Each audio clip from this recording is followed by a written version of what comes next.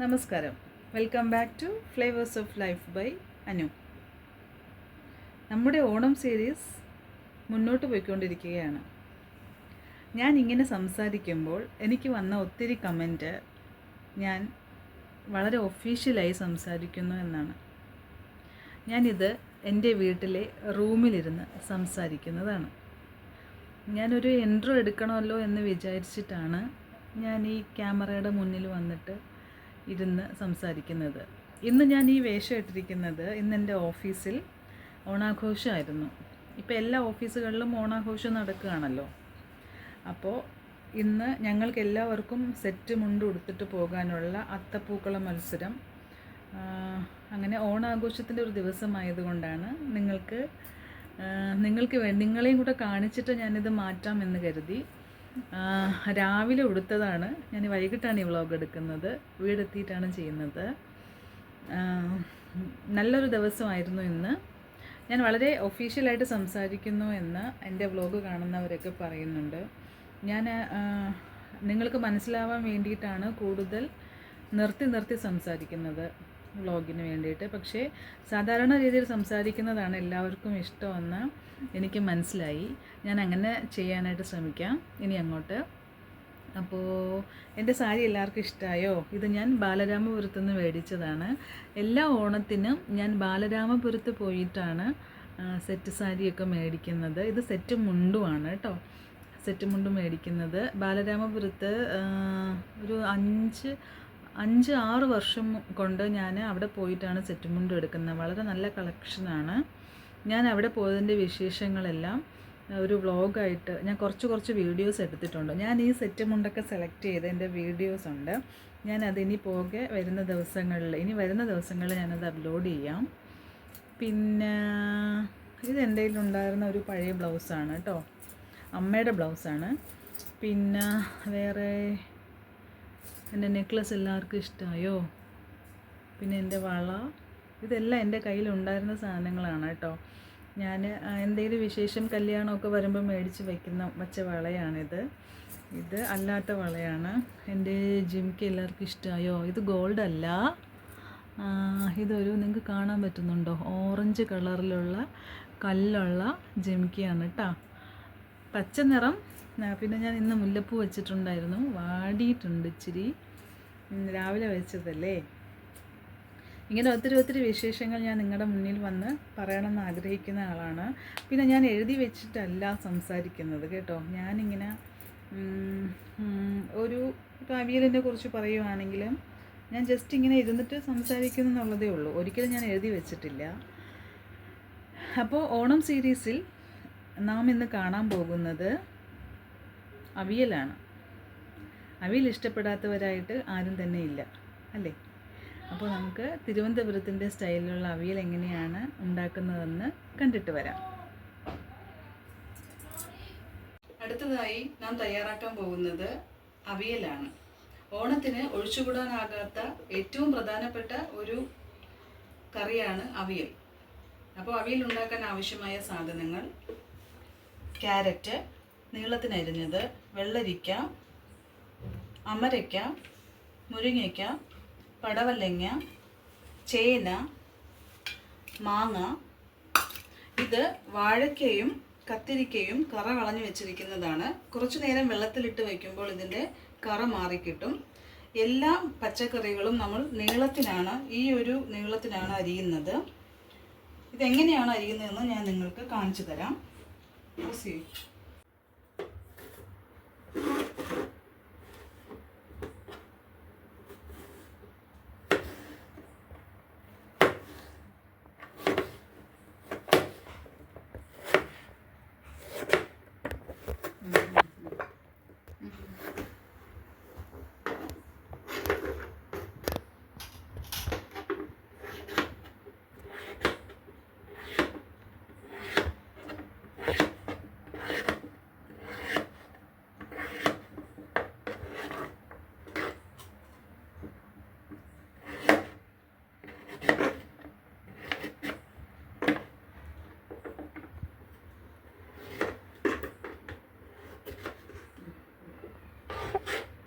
ഇങ്ങനെ നീളത്തിനാണ് കഷ്ണങ്ങളെല്ലാം അവിയലിനായിട്ട് അരിയേണ്ടത്. നമ്മൾ ആദ്യം ഇങ്ങനെ വലിയ കഷ്ണങ്ങളായി അരിഞ്ഞിട്ട് അതിനെ ഇങ്ങനെ വെച്ചിട്ട് നീളത്തിന് അരിയണം. അവിയലിൻ്റെ എല്ലാ കഷ്ണങ്ങളും നീളത്തിലായിരിക്കണം.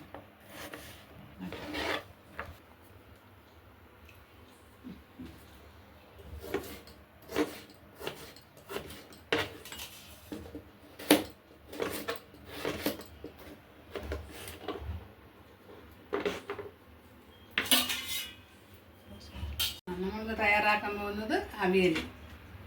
അടുപ്പ് കത്തിച്ച് ചീനച്ചട്ടി വയ്ക്കാം. വെളിച്ചെണ്ണ ഒഴിക്കാം.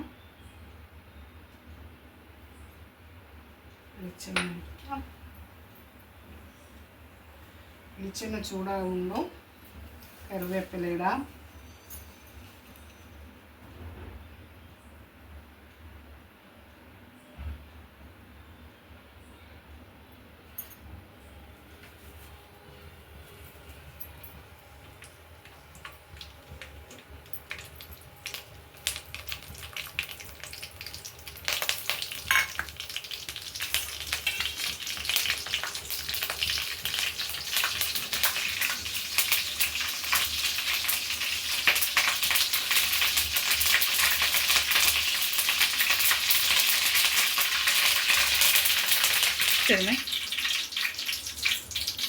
നമുക്ക് ചേന ഇട്ട് കൊടുക്കാം.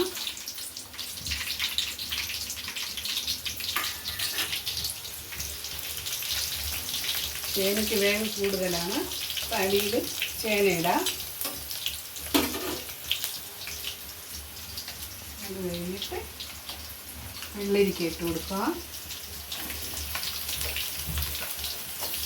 അടിയിൽ വെള്ളരിക്ക ഇട്ട് കൊടുക്കാം.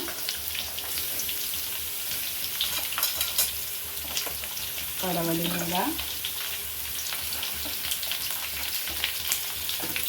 ക്യാരറ്റ് ഇടാം.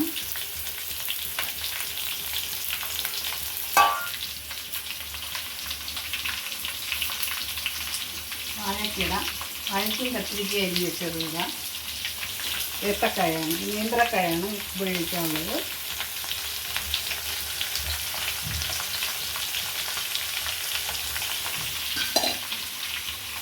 കുറച്ച് കരിവേപ്പിലയും വിതറി കൊടുക്കാം. ഉപ്പിട്ട് കൊടുക്കാം.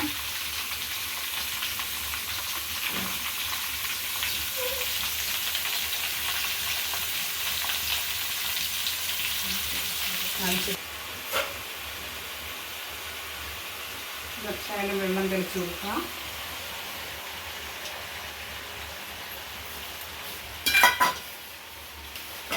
അടച്ചു കൊടുക്കാം. അതൊന്ന് വേവട്ടെ.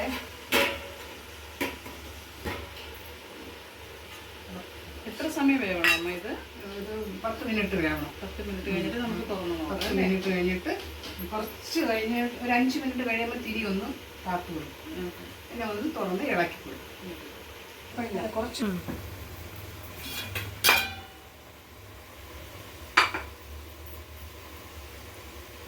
5 മിനിറ്റ് കഴിഞ്ഞ് നമുക്ക് ഇടിങ്ങയ്ക്ക് ഇട്ട് കൊടുക്കാം.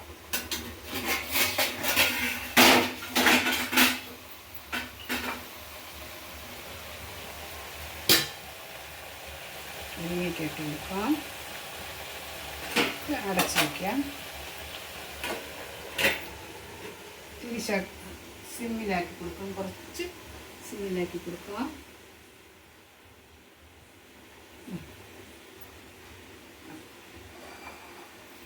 അരയ്ക്കാനുള്ള ചേരുവകൾ ശരിയാക്കാം.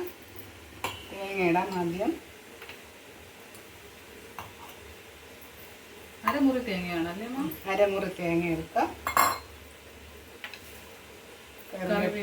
കറിവേപ്പില ഇടാം. 4 പച്ചമുളക് ഇടാം. വലിയ പാണത് 4 ഇടാം.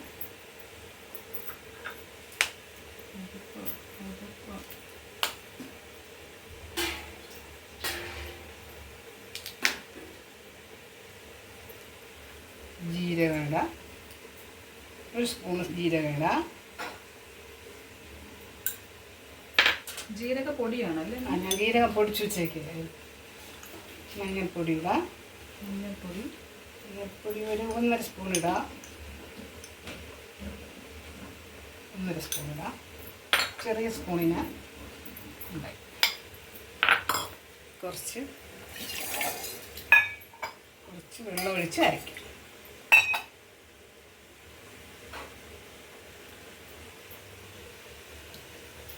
അരച്ചുകൊണ്ട് വരാം. അവിയലിൻ്റെ കൂട്ട് റെഡിയായി കഴിഞ്ഞു. അവിയലിന് ഒന്ന് നമുക്ക് തുറന്ന് നോക്കാം, ഇളക്കി കൊടുക്കാം.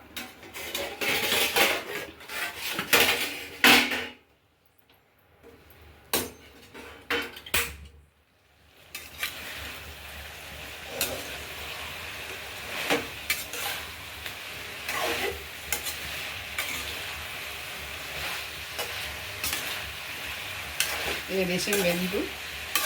ഇനി കുറച്ചും കൂടെ വേകാനുണ്ട്. അരപ്പിട്ട് കൊടുക്കാം നമുക്ക്.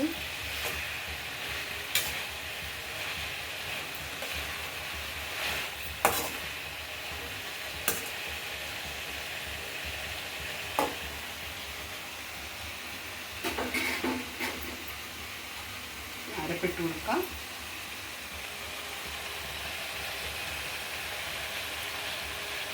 എല്ലാ ഭാഗത്തും ആവുന്ന രീതിയിൽ അരപ്പിടണം. അടുപ്പിട്ടിട്ട് കുറച്ച് വെള്ളം കുറച്ച്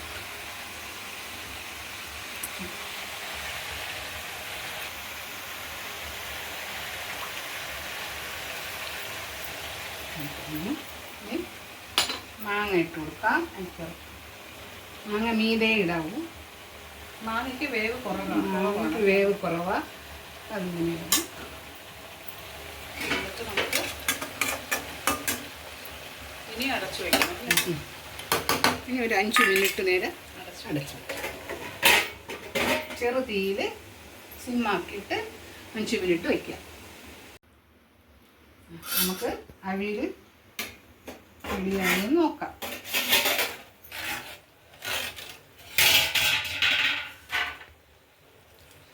ഇളക്കി കൊടുക്കാം.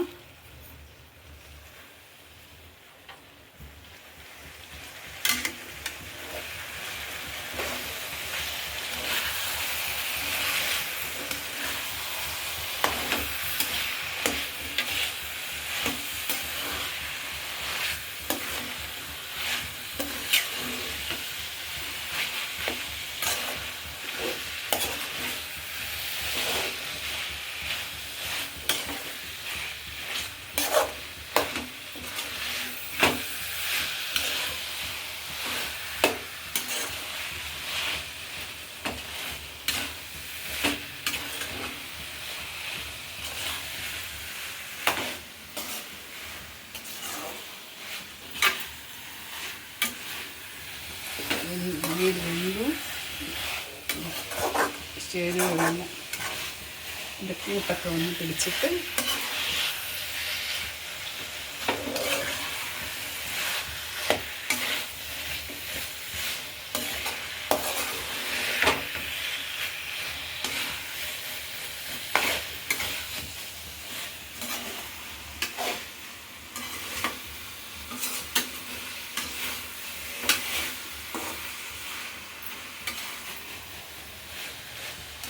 ഇനി കുറച്ച് വെളിച്ചെണ്ണ ഒഴിച്ച് കറിവേപ്പിലയില്ല ആയിക്കഴിഞ്ഞ്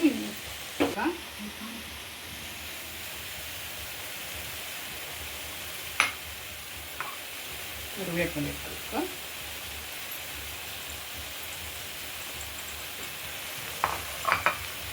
ഒന്നുകൂടെ നമുക്കൊന്ന് ഇളക്കി കൊടുക്കാം.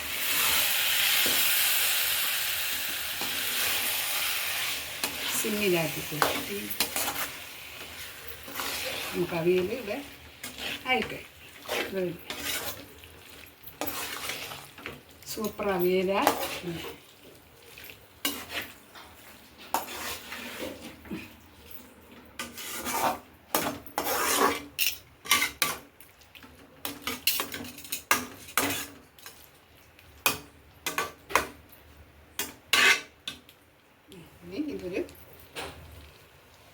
ഇതൊരു പാത്രത്തിലോട്ട് അവിയലെല്ലാം റെഡിയായി കഴിഞ്ഞു. ഈ ഓണത്തിന് എല്ലാവരും അവിയൽ ട്രൈ ചെയ്ത് നോക്കാം. Thank you.